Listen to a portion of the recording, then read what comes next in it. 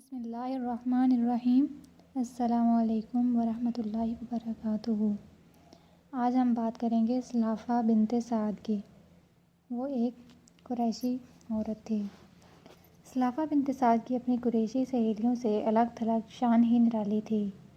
وہ بڑی بے چینی کے ساتھ اپنے خاوند اور 3 بیٹوں کا شدت سے انتظار کر رہی تھی کہ اگر وہ نظر آ جائیں تو میں بھی فتح اور کامیابی کی خوشی میں دوسری عورتوں کے ساتھ شریک ہو سکوں۔ اس کا دیر تک انتظار کرنا رائیگاں گیا تو وہ معرکہ آرائی کے میدان میں لاشوں کے چہروں کو ٹٹولتی ہوئی دور تک چلی گئی۔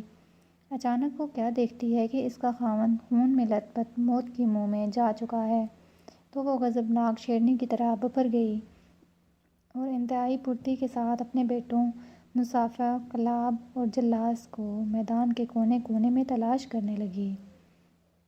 تھوڑی دیر بعد انہیں دیکھا کہ ان کی لاشیں احد کی چٹانوں پر بکھری پڑی ہیں۔ مصعب اور کلاب تو موت کے گھاٹ اتر چکے تھے اور تیسرا بیٹا جلاس آخری سانس لے رہا تھا۔ سلافہ غم و اندوہ میں مبتلا اپنے بیٹے کے پاس بیٹھ گئی، اس کا سر اپنی گود میں لے لیا، چہرے اور پیشانی سے خون صاف کرنا شروع کر دیا، اس کی زندگی کو بچانے کے لیے سر توڑ کوشش کرنے لگی۔ اس ہولناک منظر کو دیکھ کر اس کی آنکھوں کے آنسو بھی خشک ہو گئے۔ آہ و بکا کے عالم میں اپنے بیٹے سے پوچھا، میرے لختے جگر، تجھے کس نے یہ گہرے زخم لگائے؟ اس نے جواب دینا چاہا لیکن اکھڑا ہوا سانس جواب دینے میں رکاوٹ بن رہا تھا۔ اس نے بار بار پوچھا کہ تجھے یہ کس نے کچوکے لگائے؟ اس نے بڑی مشکل سے اکھڑتے ہوئے سانس کے ساتھ جواب دیا کہ مجھے میرے باپ اور بھائیوں کو عاصم بن ثابت رضی اللہ تعالیٰ عنہ نے مارا ہے۔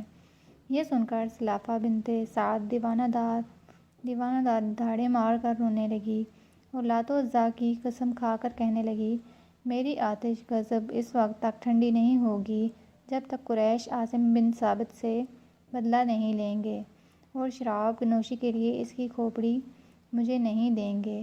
پھر اس نے یہ اعلان کر دیا کہ جو اسے زندہ پکڑ کر لے آئے گا یا اس کا سر لے کر آئے گا تو میں اسے منہ مانگی دولت دوں گی۔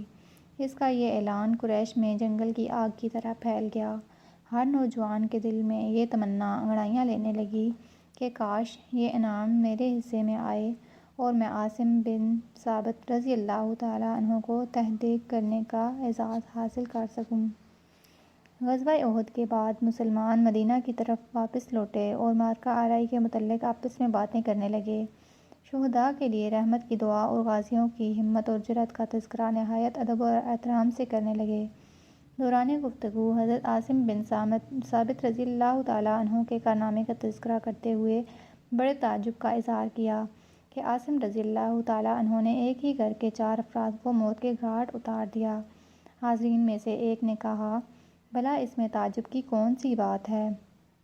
کیا آپ کو یاد نہیں غزوہ بدر سے پہلے جب رسول اکرم صلی اللہ علیہ وآلہ وسلم نے ہم سے سوال کیا تھا کہ تم کیسے لڑو گے تو عاصم بن ثابت کھڑے ہوئے، کمان اپنے ہاتھ میں پکڑی اور کہا، جب دشمن 100 ہاتھ کے فاصلے پر ہوگا تو لڑائی تیر اندازی سے ہوگی، جب دشمن اور زیادہ قریب آ جائے تو لڑائی نیزے کے ساتھ ہوگی، یہاں تک کہ نیزے ٹوٹ جائیں گے، اور جب نیزے ٹوٹ جائیں تو پھر لڑائی تلوار سے دست بدست ہوگی۔ یہ سن کر رسول اکرم صلی اللہ علیہ وآلہ وسلم نے ارشاد فرمایا، واقعی جنگ اسی طرح لڑنی چاہیے۔